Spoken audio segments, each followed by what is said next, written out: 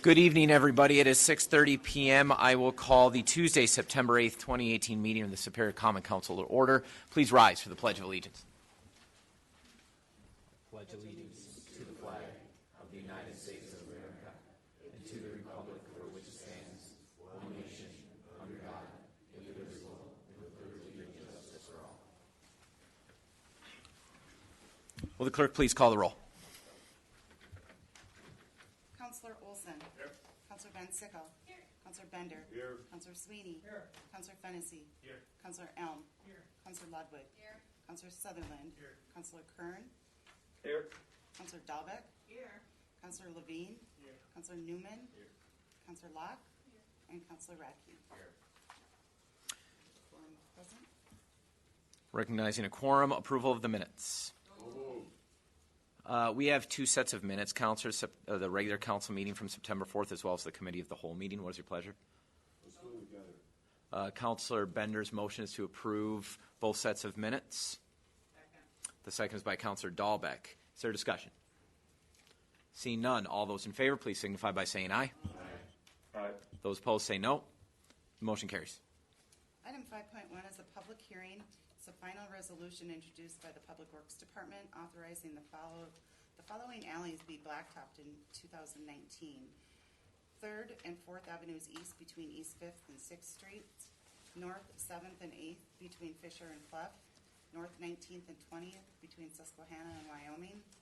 Pine and Elm between North 13th and 14th. 3025 East 3rd Street and A and B Hayes Court between Cedar and Hills Avenue. Is there a motion to open the public hearing?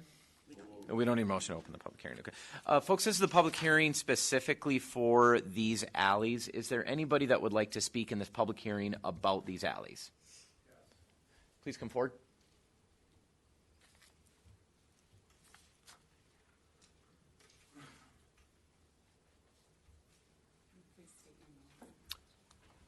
Just a moment, sir. She's going to turn the mic on for you. When she does, we'll ask you to state your name and address for the record. Hi, my name is Sean Brown. I live at 711 Fisher. I'm against having that alley there paved on the block between 700 block and 800 block. If you look through the north end and go through the alleyways, they are horrible shape. I mean, they are unkept. And this is just going to be another project that we are going to have to pay for.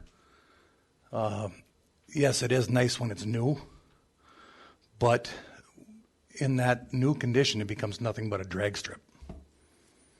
So I'm against it, and that's all I have to say about it. Thank you, sir. Would anybody else like to speak in the public hearing regarding the alleys? Would anybody else like to speak in the hearing? One final time, would anybody else like to speak in the hearing? Is there a motion to close the public hearing? Motion by Councilor, I'm doing this kind of the long way. There's a motion by Councilor Bender and a second by Councilor Ludwig to close the public hearing. What is your pleasure, councilors? We've closed the public hearing. What's your pleasure with the alleys? Motion is by Councilor Bender and second by Councilor Ludwig to approve the paving of the alleys listed. Is there discussion? Seeing none, all those in favor, please signify by saying aye. Aye. Those opposed say no. The motion carries. Item 6 is a consent agenda. Motion to approve. Second. The motion is by Councilor Fennessy, the second by Councilor Olson to approve the consent agenda. Is there discussion? Seeing none, all those in favor, please signify by saying aye. Aye. Aye. Those opposed say no. The motion carries. Item 8.1, I am submitting recommending approval of miscellaneous licenses. The motion is by Councilor Dahlbeck, the second by Councilor Elm. Is there discussion? Seeing none, all those in favor, please signify by saying aye. Aye. Those opposed say no. The motion carries. Item 9.1, business by the mayor. The mayor is submitting a 2019 general fund budget approval request and also setting a public hearing for 6:30 on October 16th. Motion is by Counselor Bender, the second by Counselor Ludwig to approve the 2019 general fund budget. Counselors, you have myself, Finance Director Vito, and Assistant Finance Director Bronson here to answer questions. Is there discussion? Counselor Sweeney. I have one concern over the total budget. I've spent a fair amount of time going over the revenues and expenses. I'm agreeing with everybody with the exception of the marketing dash public relations position. It's not clear to me. It's too convoluted. It's not exacting enough. And so what I did, I first checked with 10 cities that are benchmark cities. And my benchmark is they're within the population plus or minus the city of Superior. So from 20 to 33,000, 10 cities. And I called them and asked them how many had a marketing position. And 10 out of 10 they don't have it. There is no marketing position as described in our job description. So that's not it's not a non-starter, but it's certainly a red flag to me. Why didn't they? And I said, who did some of these descriptions? And there were probably three common answers. Number one, the mayor does some. Number one, public works / another position. And another one, economic development. So it wasn't exactly what I was looking for, but I just don't think we're ready for this position the way it's described to us. I think it's got some value, and I think we have to further define it down. I just don't think we're ready for this. There's too much going on here. When I hear that maybe this position will do some marketing, and that is yet to be defined. Public relations, I get that. I understand there's a number of things that go under there. This position may also work with other departments to help them out in times of need. And so I'm recommending that we send it back for further refinement. There's a cost of $75,000 roughly, I think, $50,000 plus fringes. I don't think it's a great value. It's a value at all, the way I look at it right now. If it's a full-time job and then we're thinking that perhaps they will help out other departments, I don't get that. So other priorities, and there are other, I don't know how this came to the top, and maybe it should be, but we are developing a housing plan. $75,000 maybe could go well there. I think that's food for thought. I think our health costs are rising drastically. Could be a problem. Other needs. There are many study and evaluate our policies for the three major departments. There could be some money spent there. I just think there's other areas that we can use. I would like to refer this back, check with other cities that have this position. In my benchmarks, there weren't any, but that doesn't mean there aren't any, and find out what's going on. Let's further refine this position. Let's find out what we want, and then move on. And so I'm recommending that we hold the marketing / public relations for further study. I'm not sure the nature of the motion, Counselor. This is that's just line item funding within the budget, but you're recommending holding it for further study. This position would be filled in two different ways. This is simply to fund a position that was already approved by the council. The job description was approved by the council. Our debates held up with the nature of how it would be funded. So the final stage to approve it would be the Human Resources Committee agreeing to fill it. So could you further define what your motion means to do? Well, you want me to comment on it? Please. Excuse me. I would like a clarification. So you're telling me that this is not the time to take an item out of the budget? No, it very much is. If you'd like to change the expenditures of the budget, you may do that. Are you saying you are trying to move to reduce the salaries and benefits of the mayor's office by $75,000? If that's the correct procedure, that's exactly what I'm trying to do. By the amount of, we would need a specific amount. Gene, do By we the have a amount, so specific amount for this? The exact amount is 77, sorry, 639. 77,639, thank you. So if I understand correctly, Counselor, your motion is to reduce the salaries and benefits of the mayor's office in the amount of that number, and That's currently where the position that I'm Yes. speaking of is located, so Yes. if that's the proper procedure, that's what I'm saying. and then move that money into the contingency fund. That would go into the contingency fund, it would have to, right? Yes. And then, but further review it, okay? I'm not suggesting that, I'm suggesting for this budget right tonight, it's out. But I'm willing to look at that again after we get it further defined, so it would have to go into the contingency fund. Okay, so to clarify, your motion is to reduce by the amount stated by the finance director, 75,603, 639. 77,639 from the salaries and benefits of the mayor's office, and move that money to the contingency. That is correct. Is that your second, Counselor Fennessy? Yeah. Okay. Discussion on the amendment. Can I Counselor Van Sickle. this is not a motion to refer to any committee.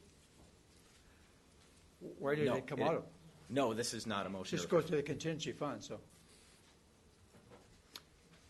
Discussion. I'm going to call for a roll call on this, please. I'm sorry, Counselor Sullivan.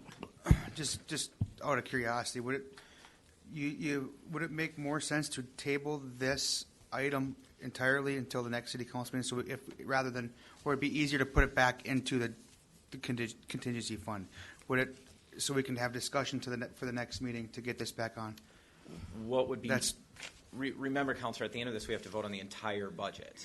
okay. So and it has to be voted on by today. Something you'd be tabling the entire budget. No, so it doesn't have to be voted on today. No, it does not. Okay. So then, Correct, Gene. We could buy another 2 Correct. weeks. What you could do is, if it's the desire of the council to just kind of put it in the contingency for tonight, you can approve the budget that way, and you can still go another couple weeks, come back, and if you feel that you want to change the budget, you still can, even after tonight. It just takes a simple majority vote to pass the budget at this point, and then we would still go forward and set the public hearing, which I think we have for October 16th. And between now and then, or even during the public hearing, you can still change at that point as well. My concern, of course, councilors, is we are creating now a very large contingency, and we have a position that we have already frequently debated. Again, you have no obligation to fill that position in the coming weeks or months.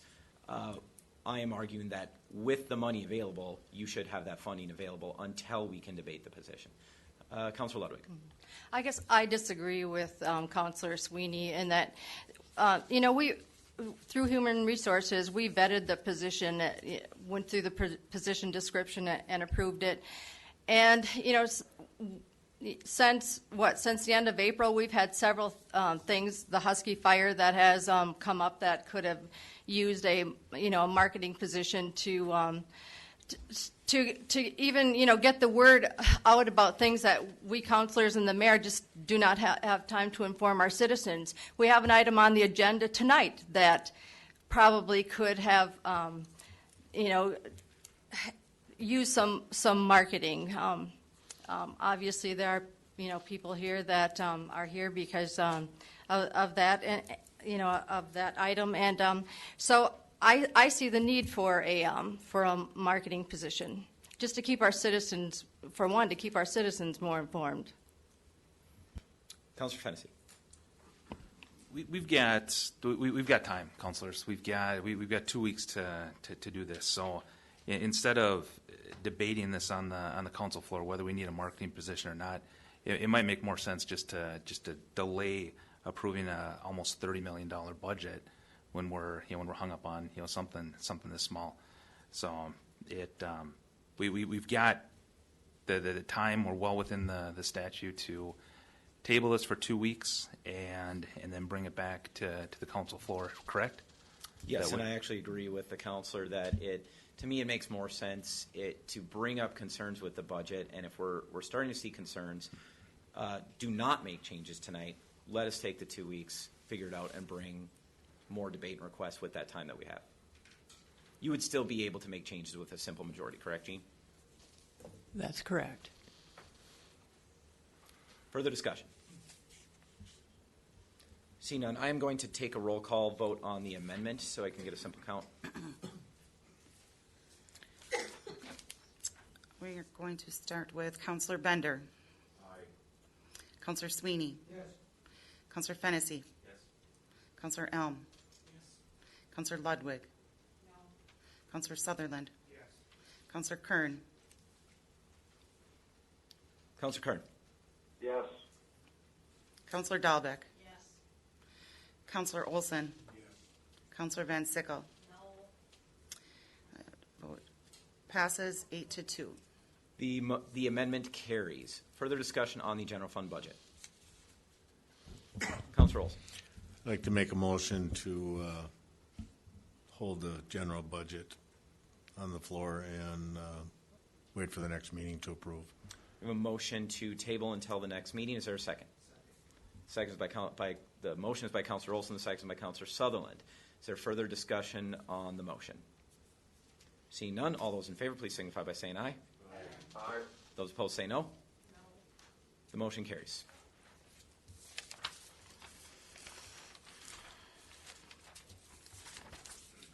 Item 11.1 is a resolution introduced by the Community Development Division to set a public hearing on November 7th, 2018 for the 2019 Community Development Block Grant Action Plan. Motion is by Councilor Bender, the second by Councilor Olson. Is there discussion? Seeing none, all those in favor, please signify by saying aye. Those opposed say no. The motion carries. Item 11.2 is a resolution of the City of Superior approving a cooperation agreement with the Redevelopment Authority of the City of Superior in connection with the Winter Street LLC and Lake Walk Brewery and Cafe Company project. The motion is by Councilor Dahlbeck. The second is by Councilor Fennessy. Is there discussion? Seeing none, all those in favor, please signify by saying aye. Aye. Those opposed say no. The motion carries. 11.3, a resolution introduced by the Department of Planning and Development to authorize the submittal of a community development initiative grant application to financially assist with the Winter Street Sioux Line Depot redevelopment project. The motion is by Councilor Dahlbeck. The second is by Councilor Elm. Is there discussion? Councilor Olson. I'm sorry. The second is by Councilor Ludwig. Mr. Olson. Was there a hiccup on the, who would I address this to, Jason? I understand there's a hiccup on this development and it's, the funding is going from one to another or something. No. Essentially, what kind of happened, Councilor Olson, was, and Steve and Deb are here to talk a little bit about it, what they discovered is that they were going to be eligible to apply for this grant, and which we didn't think was going to happen until the spring, so they weren't going to delay their project. They've decided to delay their project to apply for this grant because we'll know probably in December whether or not they got it, so they're actually willing to do that. So that's probably what you heard. So they're going to kind of take a chance and delay for 3 or 4 months. Okay, thank you. Further discussion? Seeing none, all those in favor, please signify by saying aye. Those opposed say no. Motion carries. 11.4 is a resolution declaring official intent to reimburse expenditures from proceeds of borrowing for the secondary treatment and power distribution system improvements project. Motion is by Councilor Dahlbeck, the second by Councilor Elm. Is there discussion? Seeing none, all those in favor, please signify by saying aye. Those opposed say no. Motion carries. Item 12.1, an ordinance introduced by the city attorney repealing Chapter 86, Section 24, panhandling in specific areas. Second. The motion is by Councilor Bender, the second by Councilor Ludwig. Is there discussion? Councilor Sweeney. Attorney Frog, can you tell me the genesis of this? So the American Civil Liberties Union sent my office a letter late last month indicating that they felt our panhandling ordinance as it currently exists on our books presents a problem with constitutionality. And more than that, they described the various concerns they had about the ordinance. And I, of course, gave the letter its due attention, and then I looked up the various case law that they made reference to. And I tend to agree to a point that our panhandling ordinance as written presents a problem for us if we continue to enforce it and that were to be challenged, primarily because it has a tendency to prohibit speech of a certain type, that being the solicitation of funds or goods, the panhandling. These ordinances have gotten more attention across the country. There was a recent interview on public radio that identified 8 cities, so us plus 7, that were dealing with the same or similar letter. And I can forward that to you folks later tonight if you want to take a listen. It's interesting. So the bottom line, Councilor Sweeney, is the ACLU has identified several components of the ordinance that they think would be hard to justify on the basis of its constitutionality. And the conservative approach, from my viewpoint, is to put the boots to the ordinance for now, cease to effect any enforcement under that ordinance, which Chief Alexander has already done, and take a look, if you folks want us to, at other options that we might have for controlling pedestrian access to traffic as it moves through the city, if we see that as a continued need or a problem we want to address. But the ACLU is a pretty serious organization, as you might imagine. I don't think they just troll around and throw this stuff around loosely. I believe them when they say they've given these some scrutiny, and I've studied up a little bit. And I think the prudent thing to do, and the mayor and I have had these conversations as well, is to hit the brakes on this ordinance and reevaluate, see if we've got a hole yet that we might ought to fill with a rewrite. If it brings you any comfort, we being my office in the police department, we couldn't find a whole lot of enforcement activity on this ordinance in the last several years. So it's not something that's been the focus of a lot of attention. 1 in 2 years, I think, is what we found. Follow-up. The floor is yours. Thank you. Does this mean that panhandling can be in process anywhere in the city? Well, If it passes, okay. I think private property owners can still exercise certain control over their own property. Okay. If stores, if proprietors want to affect their own policies, I can't be here to give them. I can't walk them through their business protocol and give them legal advice in that area. But certainly on my property where I live, I would expect to have some say over who gets to come onto my property and say and do what. And I don't know why that would be any different for a lot of us throughout the city. I just don't want government to play a role right now in enforcing the ordinance that we've been used to as it sits on the books now. So what you're saying, I think, is that all public properties will permit the word panhandling then? I don't know.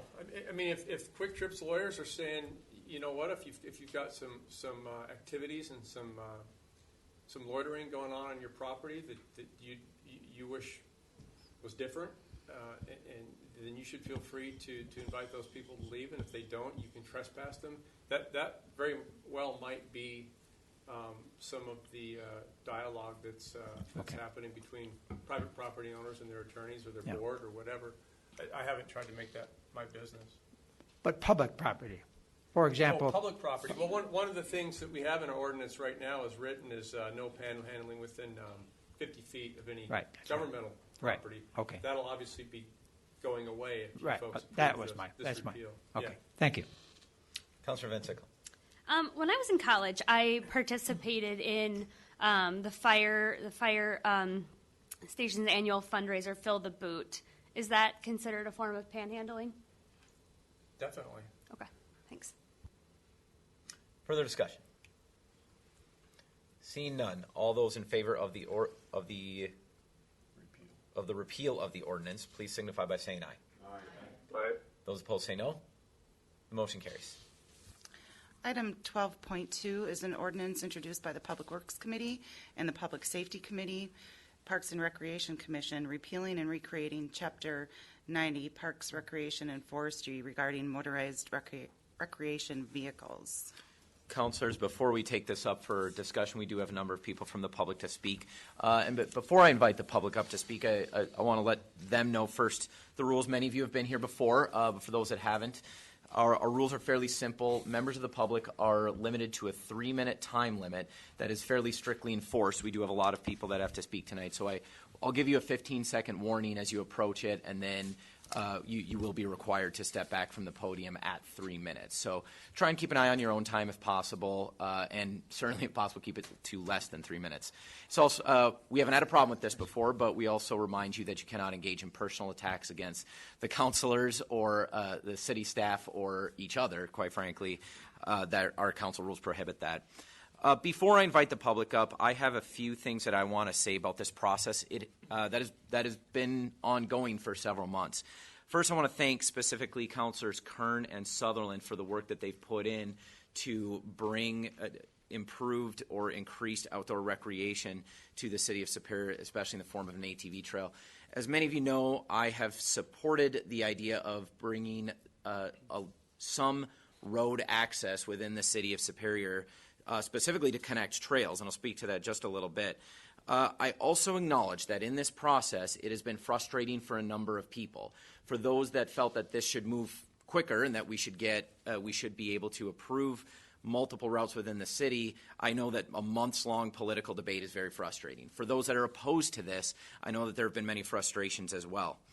That said, my loyalty in this process, as I think most of yours is not to any specific route. I've had conversations with a number of you who those of you that support ATV routes within the city, simply want them within the city. They want to be able to access the amenities of the city of Superior.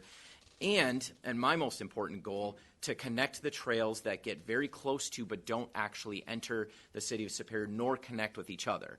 I think those of us that ride ATVs, that are familiar with those trails, would very much like to see those trails connected in a way that makes sense, particularly in a way that increases the fun of any given ride and gives you access to the things that you need, like gas and maybe food, and the things that you want, like fun things to do, especially in the city of Superior.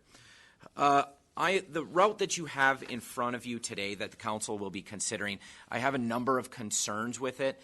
Many of them are the concerns that have been brought forward by the public, including just a change in the way a neighborhood operates when we introduce a new form of motorized transportation.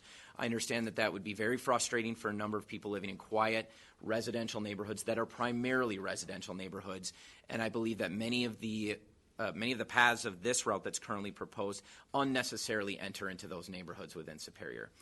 I recognize that there are a number of safety concerns. I agree with some, I disagree with others, but that's very much up to the public and the council to decide. But my biggest concern is a few particular safety concerns, and that's the interaction, as I already mentioned, between slope neighborhoods where there are a number of pedestrian interactions possible. I've mentioned this before, but also specifically 31st Avenue East and the crossing of Highway 2. There is almost no way that I can support a route that crosses the highway at that point. That's an uncontrolled intersection for people that have had to make that crossing on foot, on bike, or even to cross it in a car. Know just how dangerous that is, crossing 5 lanes of traffic that, despite the speed limit, is usually moving at a very high speed with limited visibility from one direction due to the rise of the road at that point. So I think I don't want to be in a position to just criticize. I do have an alternative route in mind that accomplishes all of my goals from the beginning of this process, and I think the goals of most of the council, certainly those that support this process, and I think people that are going to be riding their machines into the city of Superior. It connects several trails. It connects ATV, UTV, and potentially eventually snowmobile riders to businesses, specifically food, gas, lodging within the city, and and to certain amenities, particularly our archery range, and gives you a place to stop, gets you well into the city so that you can, using other forms of transportation, connect and enjoy the city. It's also a starting place from which we can expand routes if they make sense. I've left some of these. Are they on the table? Yeah. I've left some on the table. This is not up for discussion tonight, the route that I'm proposing. In fact, what I'm going to ask of the council is to vote down this route that is proposed tonight so that I can propose myself this route in 2 weeks. I understand another delay would be very frustrating to everybody. In fact, most of these routes are going to require a great deal of work from the Public Works Department anyways. I think it is in the best interest of the council and the public to create a route that really works for everybody. That said, I'm going to begin calling up members of the public to speak on this, and that begins with Mr. Dustin Androsky.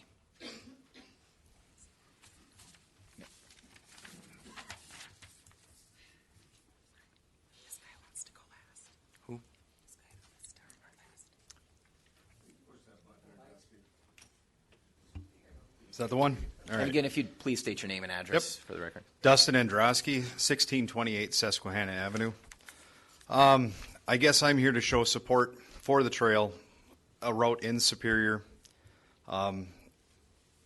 There has been a large number of people for it and against it. Everybody's looking for a fair way to do this. We're just looking at ways for people to get into town. Everybody out there numerous times I take my family, we go out, we leave Superior, we go to Hayward for the day, we come back to town. I'm sure there's people in the Hayward area that want to do the same thing here. At least in Hayward, we're able to get right downtown. We can stop, we can go have food, we can travel into Hayward. I know Hayward is not the size of Superior, but at least it offers that ability. I think we're looking for the opportunity of Superior to allow us that ability, get us routes into town, show us that, it's going to be good for the city. It's going to be something for people to come to town. It's just opportunities for Superior.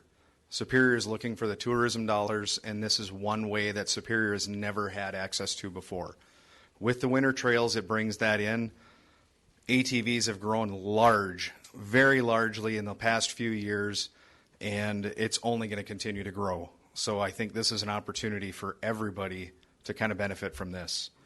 I think if everybody can work together to try to come up with a solution, it's going to be beneficial for everybody. The Northwest Trails Association has thrown their support behind this, and that is all of pretty much every ATV and snowmobile club in Douglas County. They brought that forward. I think they wrote a letter into the city councilors with their approval of this. I believe that they have, with all the clubs, there's over 300 family memberships in there. That is a lot of people in Douglas County that are wanting to open this area up. So I just want to show my support and thank you for your time. Thank you. Next is Brian Conley. Good evening. I am Brian Conley, 6693 South Lane Road in South Range, Wisconsin. And I would like to offer my support for the ordinance and a route into the city of Superior. I know many of our club members would love to come to the city, spend money, take a look around, have something to eat, and go back home. So I would encourage you to consider a route in the city of Superior, and thank you. Thank you. Next is Carrie Berg. Following Carrie Berg is Cindy Mahalski.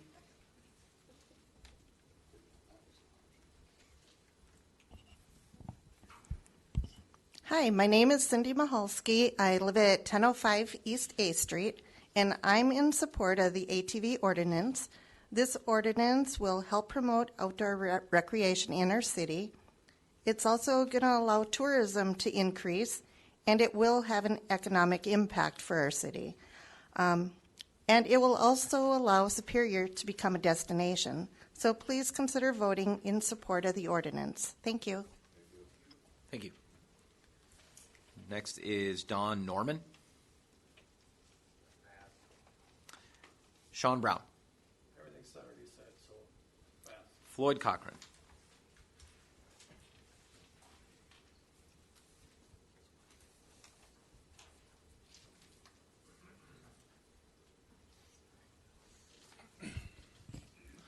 I'm Floyd Cochran. I live at 809 East 5th Street.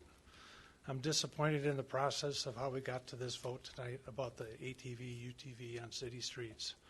I learned last night that the city council has been working on this for about a year, but the first time I heard about it was it appeared in our utility bills just before the August council meeting.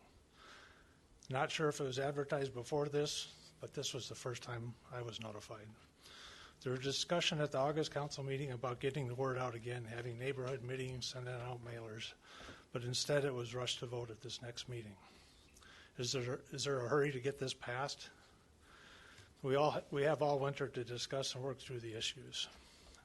At the last council meeting, we were told that it would be discussed in the Public Works Committee. No date was given. Watch the agendas on the city's website. Nothing about this proposal was in the meeting. I then find out it was discussed in the Committee of the Whole. To be fair, I did look at the agenda after that meeting, and it was posted. I did not know to look there before the meeting started.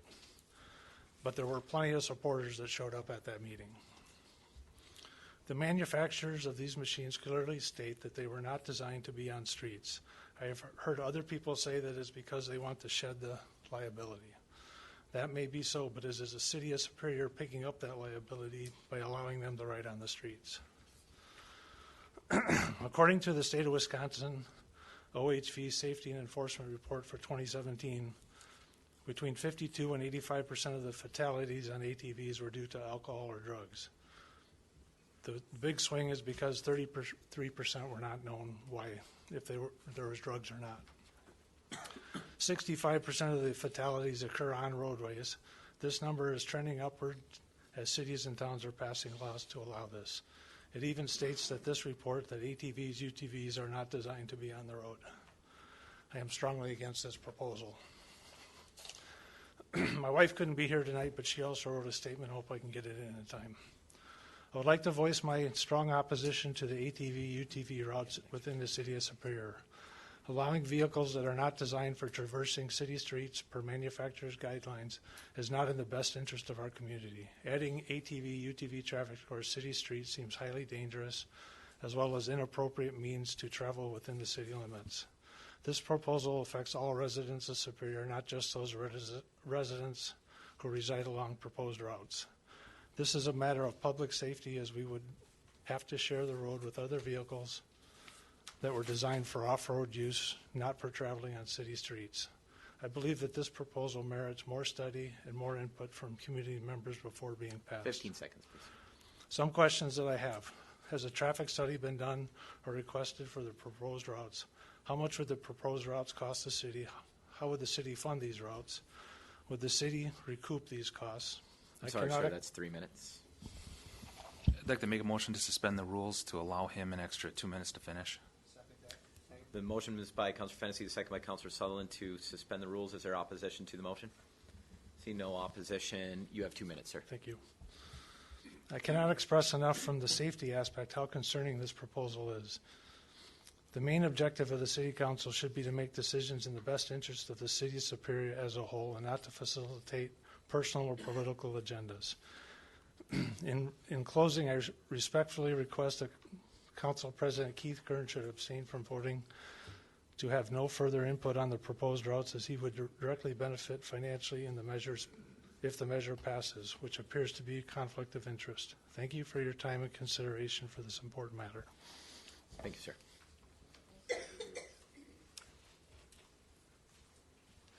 Sir, the next speaker was Kristen Cochran. Is that your wife? Yes. Thank you. Next is Catherine McKenzie.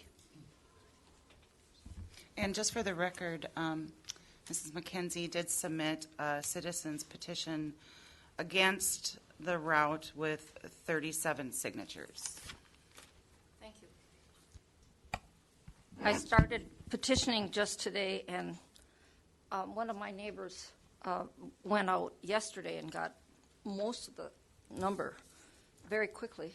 Some people said yes, and some people didn't want to say anything. and some owned vehicles and some didn't. I didn't know about this until a week and a half ago when it was in the Telegram. I look at my utility bill and I didn't see it in there, so I pay it too.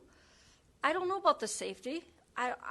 Honestly, I've been on the MIC, and it would seem that this is something that they should look at in terms of the routes. I live on 58th Street, which is residential. Some of the people I talked to today said, we moved here because it was a quiet residential street.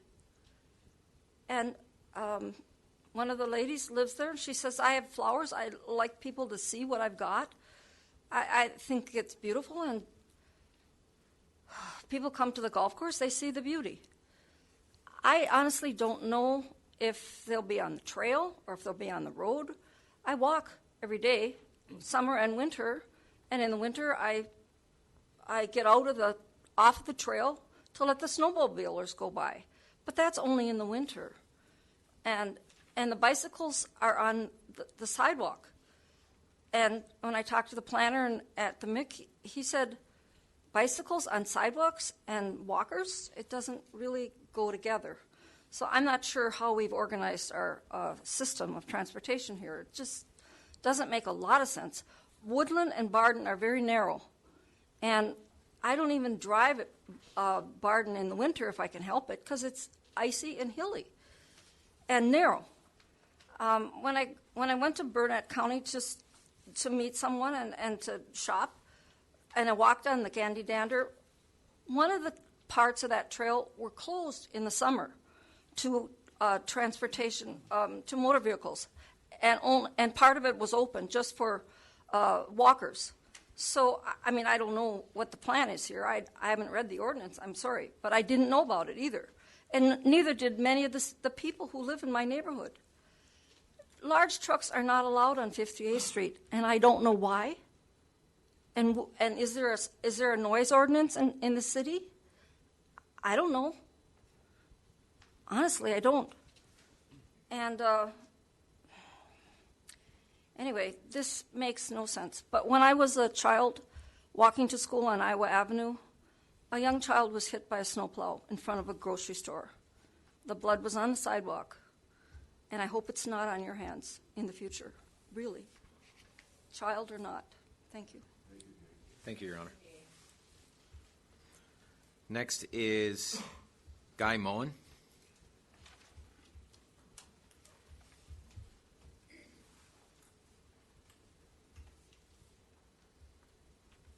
I gotta push a button? No. I guess not. Okay, well, my name's Guy Moen. I live on 5025 East First Street. The Osaga Trail runs right next to my backyard. Now, how many of you would like to have somebody ripping up and down through your alley while you're sitting in your backyard trying to enjoy a nice quiet evening or at any time? And this is what goes on the Osaga Trail right now. And that's without inviting all of Douglas County to come ripping through there and every place else in the country. So what I would like to see is, and I say live and let live. I mean, I'm not against having a cross-country trail and connecting that trail, but what I want to see is some ordinances and some signs and a reduced speed limit on that trail through the neighborhood. You got to respect people that have in a neighborhood. You can't just rip up and down the trail. You got dirt bikes in there. You got people trying to walk dogs. You got all kinds of stuff. I've also been, or almost been hit twice, once by a dirt biker and once by an ATV.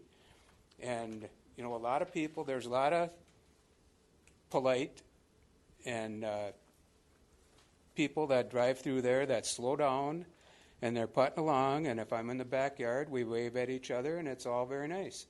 But there's too many that just rip across through there and they just go back and forth way too fast. And we've been driven off the trail by all of that activity, and now you want to bring more to it.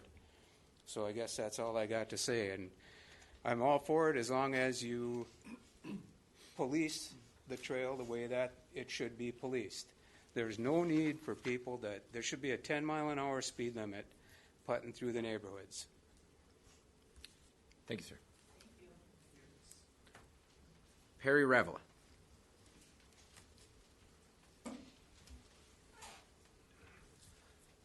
Hi, my name's Perry Rivala. I support the trails that you're going to have.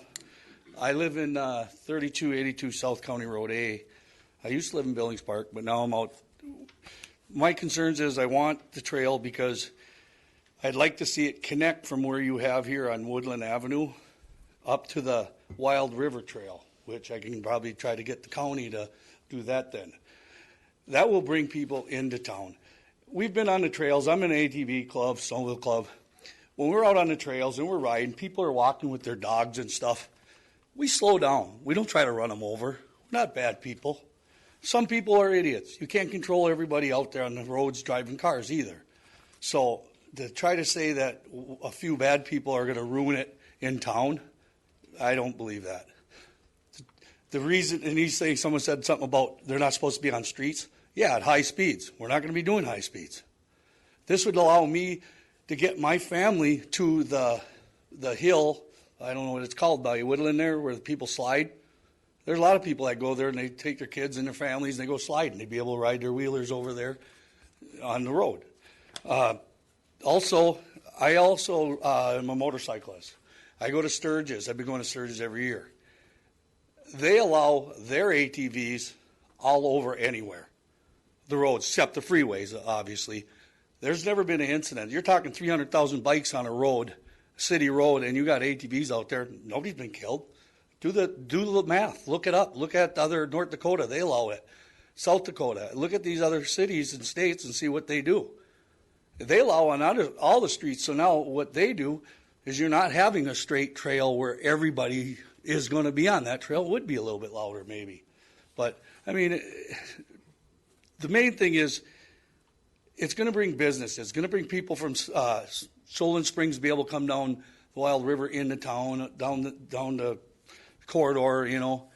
And where do we go when we're riding? Everywhere we go, we stop, we get fuel, and we eat. And we spend time with our families and friends. And we're not out there ripping up and tearing up the properties and going on private properties. We're not going to go in your yard and do donuts. And, you know, I'm not saying that people won't. I mean, you look at the snowmobile trail. It goes right by the golf course. I don't know. It still does, right? I don't know. Do people go out there and rip up there? There probably have been a few that do it. But, I mean, you can't penalize everyone. If you have a bad kid at the house, you don't ground all your kids if the one does something wrong. I'm just saying, you know, yeah, it'll probably have to be policed. Watch it. Make sure everyone's doing the speed limit, not doing 90 downtown, you know. I think it's going to be great for businesses. You know, I know someone said Keith Kern will benefit. Well, probably he will. Well, that's not a bad thing. It's life. We're supposed to make this better. Let's bring people into this town. That's 3 minutes, sir. What do we have in this town? Let's bring something where the families can enjoy and have some fun. That's 3 minutes. Thank you. Thank you. Finally, Bernie Conklin. Is there other people that are going to speak on this? I'd like to go last on the last one.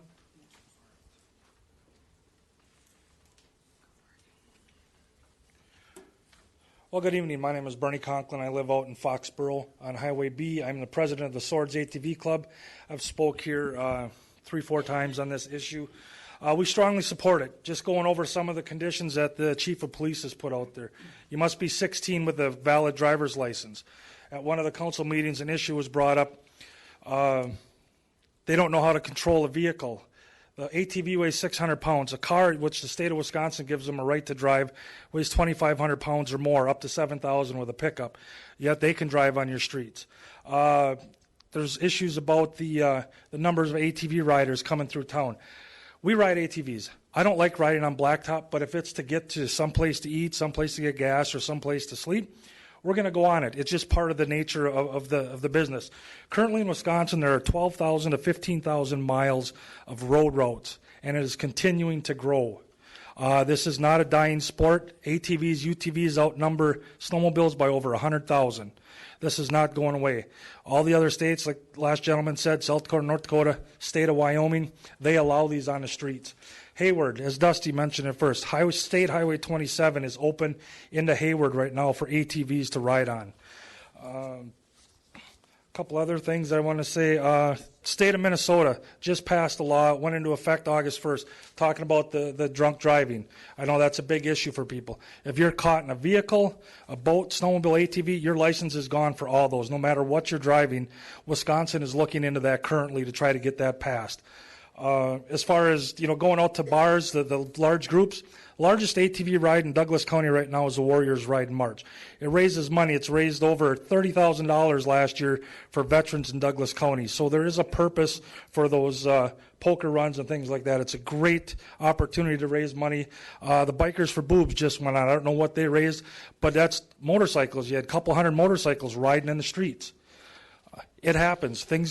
People are safe out there, and if you approve these road routes, the speed limit, set it at 10 miles an hour, 20 miles an hour. Enforce it. Any member of the police force, whether it's the city police, sheriff, state patrol, DNR, can pull somebody over if they're speeding. You have to have the license plate on, so if somebody's doing something, take down that number. That goes right back to them. That's the registration on their machine. They have to have headlights. They will ride on the extreme far right of the blacktop. They will not be on street or on your yard or the sidewalks. So you can still walk on the sidewalk.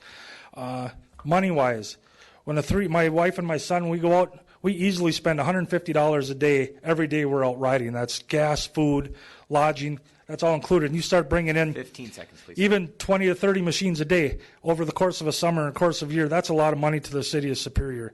So I strongly urge you to vote to approve this measure. Thank you. Thank you, sir. Is there anybody else that would wish to speak? Please come forward. Again, we'll need you to state your name and address for the record. My name is Jane Carlson. I live at 908 East 3rd Street in Superior. I am against this ordinance, and I'm going to tell you why. I keep hearing the word transparency. This is the second board meeting I've been to, and if it is so transparent, then please let the City of Superior people vote on it.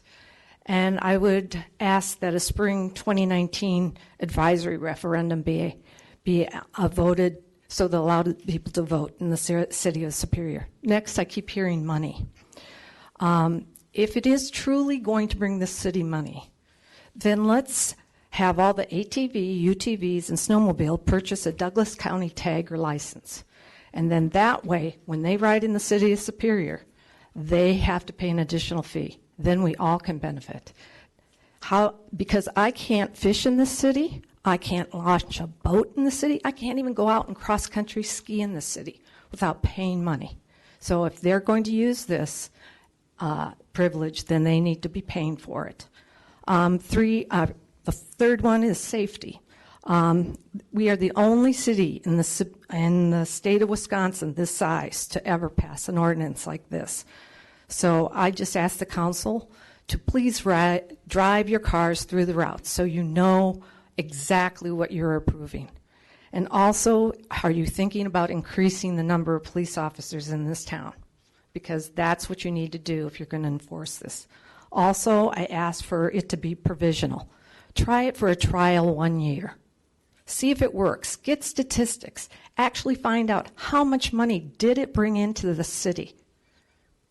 Because I keep hearing this, but there's no statistics. And I also would say that I would ask all the councilmen and women to have a town hall meeting in your district to find out exactly how your constituents feel about this. And I think every one of you should have a quarterly meeting and let people know. And I'm really against this, but I appreciate the opportunity to speak at this time. Thank you. Is there anybody else that wishes to speak? So none. Councilors, what is your pleasure on the ordinance? The motion is by Councilor Bender. The second is by Councilor Olson to approve the ordinance. Councilor Bender. Yes, I'd like to address a few comments. And this is probably the second or third time that we've heard from many of the people who have been here speaking. And I know many, many people who are in favor of this. My cousins Bob and Jim Bender, who spend a lot of time in Iron River. Brian Conley and Cindy are good friends of mine. Kay McKenzie is a good friend of mine and has spoken on this. Many of my neighbors have spoken to me in favor of this. And my brother-in-law, Bruce Hanson from Danbury, is very much in favor of this. And it's definitely going to have a big economic impact on the area. And I would see nothing wrong with paying for a license. I know as you may know, I teach at the middle school, and I had an earful from many people at the middle school today just saying that they were in favor of this and that it's time to get it done. And you mentioned, Jane mentioned about having a quarterly meeting with our constituents. I meet on a daily basis with my constituents, but that is a very good idea.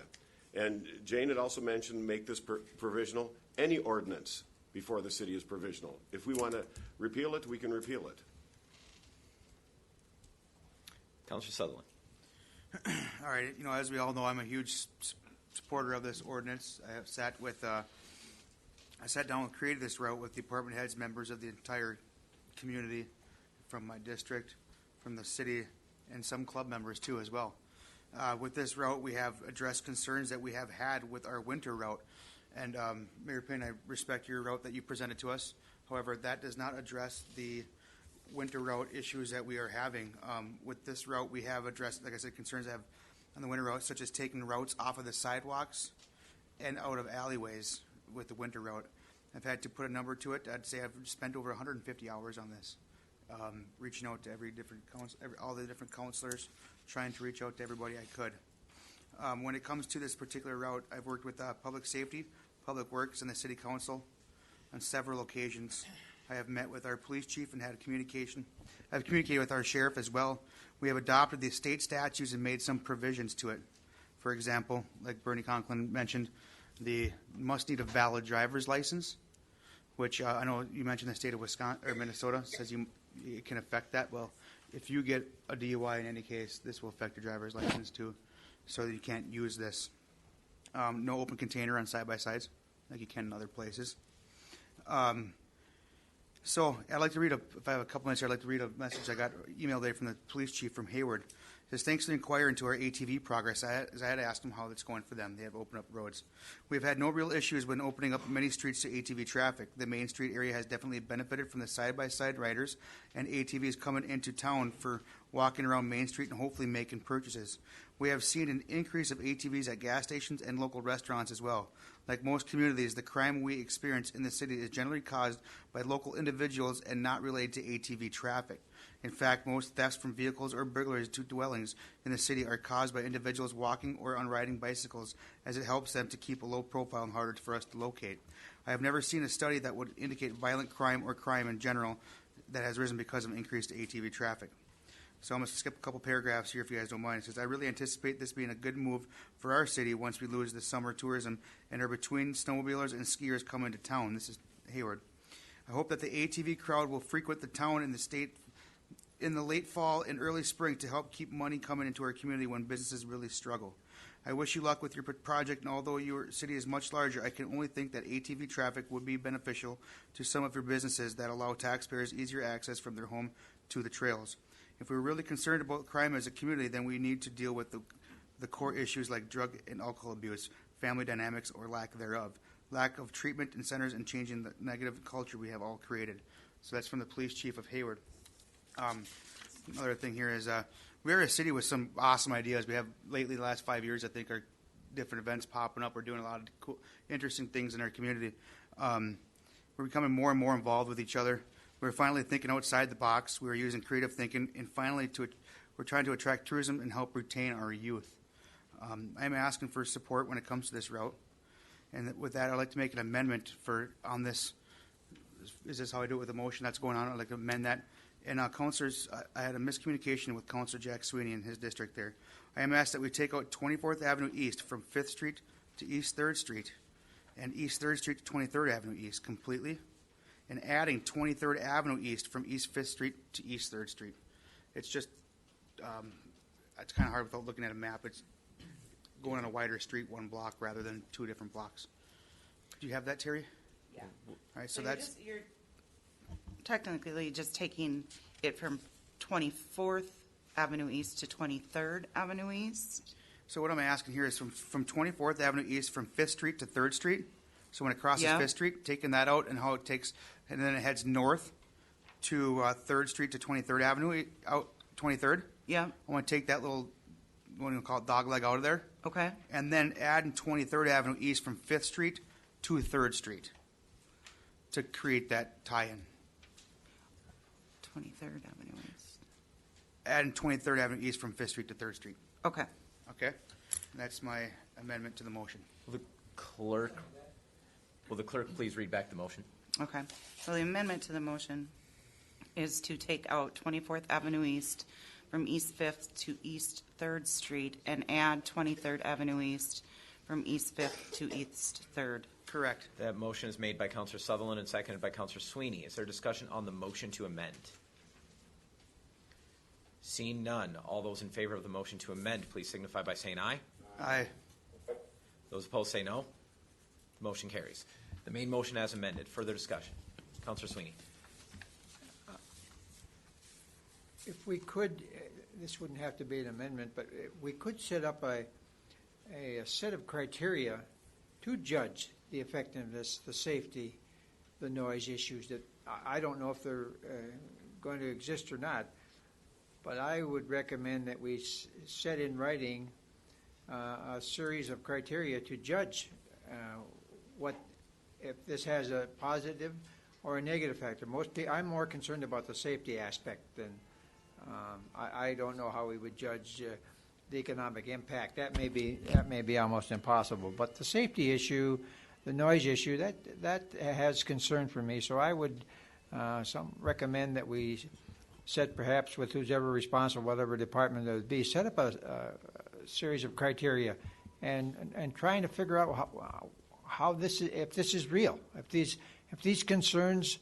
I mean, I think they're real to the people that presented to us, but we need facts. And so I would strongly recommend we look at this set of criteria and probably, I don't know who could do that, but I think.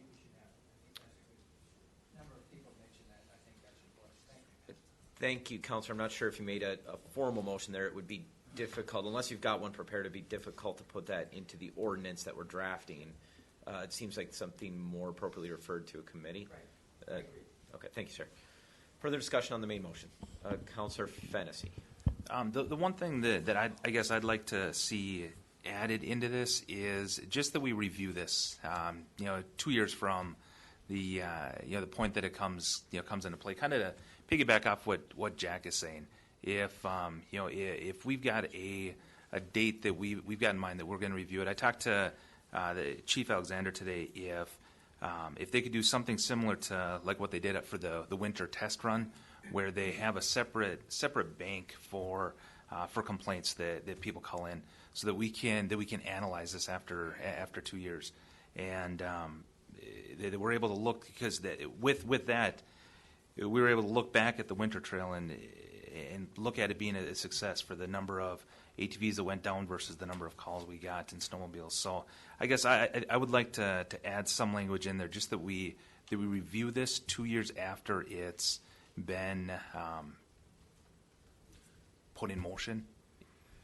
Again, I'm not entirely sure. That would be compelling a future council to act, and I'm not entirely sure we'd be able to do that, short of unless you have language to put into the ordinance. I don't know how you sunset it. I guess we wouldn't be able to do just.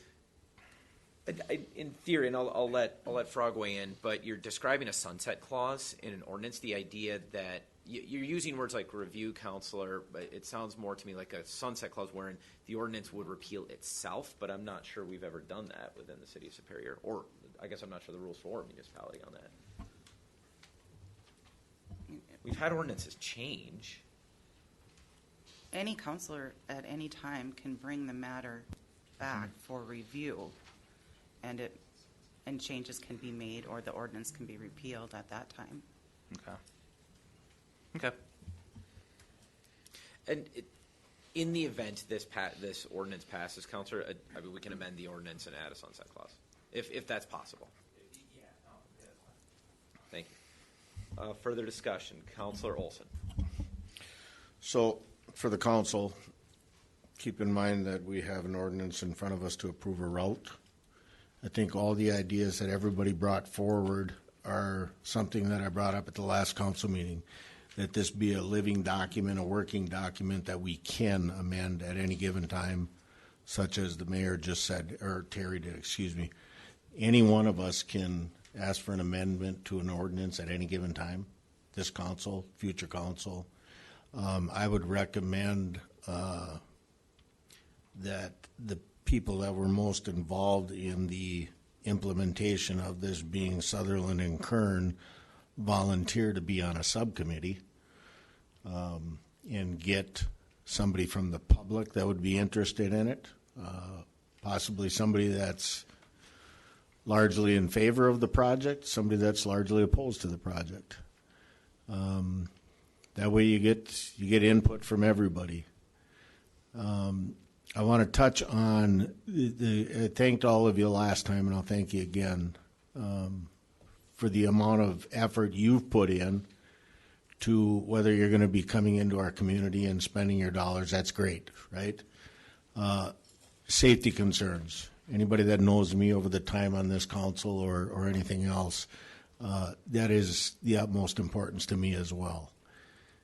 We get into manufacturer's recommendations on where he should do it. There's human error, right? Terry, my Harley can do 100 and whatever. I ain't got it up that far yet, right? Human error, right? The property damage and stuff like that, I think everybody realizes that I don't think anybody's going to be malicious in the use of an ATV, a UTV, or a snowmobile. The rules and the laws that are being proposed, if they're going to mirror Minnesota, it will affect people's driver's license. It will affect their insurance rates. And the only people that are going to get rich on that is the insurance companies, right? You're going to penalize yourself. Again, human error.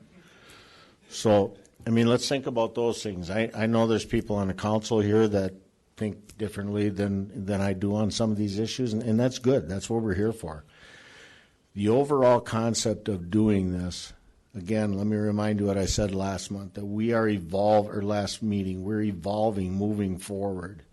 And we see economic growth in whatever we're doing here, whether it is the safety of the people walking I know I see Kay walking 58th Street all the time, and she does religiously. So the safety of that, but we have pedestrians. We have the new bike share program that so far is really successful from what I hear, what I see. Great sponsors in that, so that's another part of our pedestrian or individual transportation. We got multimodal transportation that we use in this community, all the way to the big stuff with carrying our freight, trucks, cars, boats, whatever we want to do. So starting with something, moving forward, trying to create this ordinance, the route that is proposed that I've looked at, comments about people gaining money. Yeah, we're all here to make some money at some point in time in our lives. We're trying to be successful. These kids in front of me here should be more successful than their parents, right? That's kind of what we do too. Keep that in mind. So I highly recommend that we do this, but in the spirit of doing this, that we keep that in mind, that all the ideas that we've heard here, all the proposals that we could possibly do, a licensing fee, a trail fee, whatever the case may be, let's get this trail approved, work on the document we've got in front of us, move forward. If we find fault in it, we find reservation in it, we find penalty in it, that we bring it back to this board. Thank you. Councilor Vincic.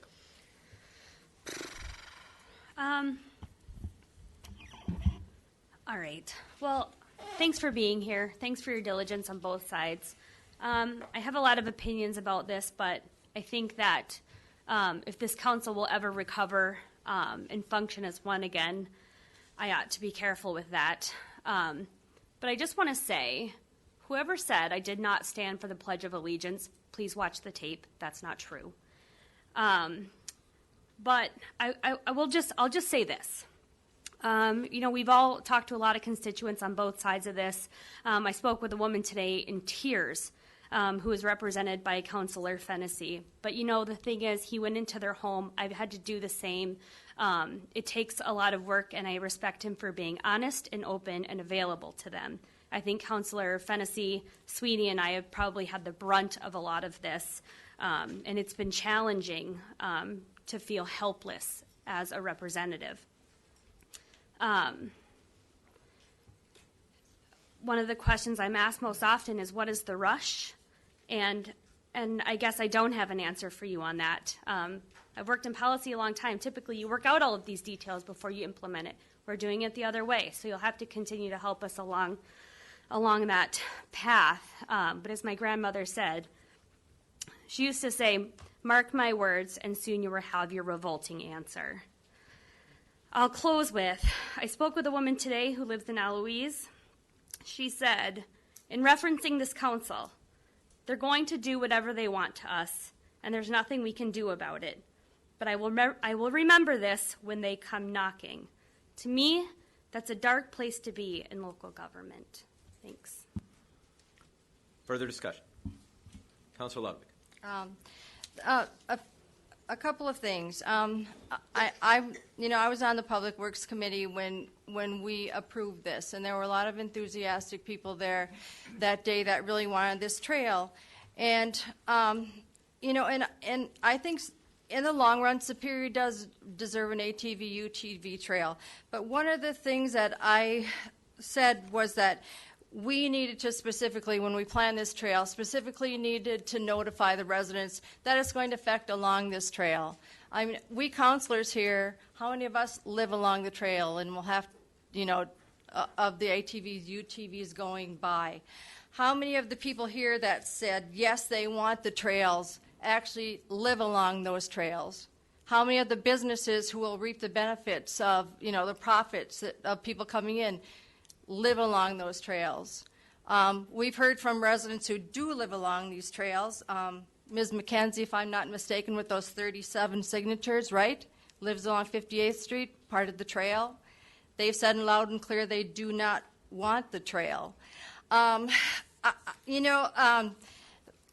want to also paraphrase an excerpt from the MIC report today from Pat Hansen on the major project assistant from the Twin Ports interchange. And I'm paraphrasing this because I think it applies to our ATV, UTV usage here in the city that we're proposing. And what he said, they planned this for, over a year. And what he said was, and they've had all kinds of public meetings to get public's input and public's buy-in. He said, not 100% of stakeholders will be happy, but with proper open communications about the project, issues, challenges, options, and decisions can be addressed so people understand the end result. The goal of all of us is in the end to have all stakeholders view the project as successful. And I don't think at this point in time that we have buy-in of our residents. And so, thirdly, as a representative of District 7, of my residents, of course, won't be affected that much. We're in the city, but the residents I heard from, it's 6-1 that said no, they don't want it. And a fourth thing is we're still making changes to that route. So how can we be transparent to our residents when on the floor we're still making changes to that route? So I do not think that we are ready to pass this route yet tonight, till we get all things settled. Reduce the speed. I've heard that, some suggestions.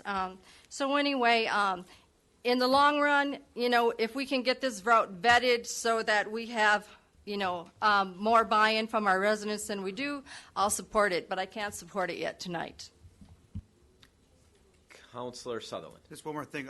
We get a lot of people ask about licensing, and I've had a couple councilors reach out about how other cities. I've called 5 different cities in the state of Wisconsin that allow ATVs on roads, and they don't do licensing. However, I don't think it's an end option for us. We can look into that down the line. However, like I said, I reached into Mauston, Hayward, Black River Falls, a couple other cities, and asked them if they require licensing for their ATVs, UTVs in city limits, and they said no, they don't require it. You just have to have the state issued permit. Is that the word I'm looking for? Registration. But it's not saying you can't do it, and I see both sides of the argument. So that's where I'm at with. I'm just going to loop that in there, and then I'm done. Thank you. Further discussion? The motion to pass the ordinance as amended, then. The vote will be by roll call. Would you please turn your mics on when you vote? Thank you. Counselor Sweeney. Yes. Counselor Fennessy. Yes. Counselor Elm. Yes. Counselor Ludwig. No. Counselor Sutherland. Yes. Counselor Kern. Yes. Counselor Dahlbeck. Yes. Counselor Olson. Yes. Counselor Van Sickle. No. Counselor Bender. Yes. Motion is approved 8-2. The motion carries. Having no further business, the Superior City Council is adjourned.